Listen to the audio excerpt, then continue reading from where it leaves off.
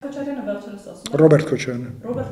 վերջերս ասում էր, որ ոչ մի աշխատանք այդ իմաստով չի տեսնում, ավելին դուք Ֆրանսիայից եւ Հնդկաստանից զենք եք գրում, որի գործածությունը չի։ Բայց դուք Ռոբերտ Քոչարյանից ուրիշ բան եք ուզում սպասեք։ Ասում է 80-ականների զենքը ավելի արդյունավետ էր։ Լուրջ է ասում։ Դե ինքը դրմայր մնացել է շատ հեռու իրականությունից։ Երևի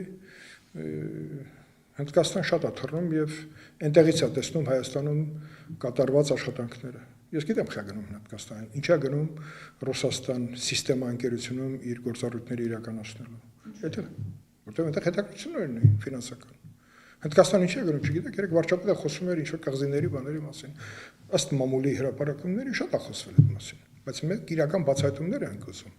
Խոսքը դրա մասին չի։ Ինչ է նշում 80-ների զենք։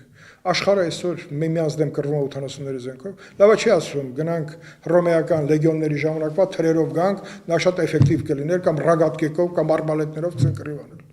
Դա Ռոբերտ Քոչարյանի մակարդակի մասին է խոսում։ Ինչպես հայերեն չսովորեց, այնպես էլ տրամաբանել չսովորեց։ Այդպես է մեր դժբախտությունը, բայց 10 տարի այդ մարդը ղեկավարել է այս երկիրը։ Ուրիշ բան լինելով ոչ լեգիտիմ։ 4 անգամ պարտվելով Դեմիրճյան ազգանունը կրող ընտանիքին։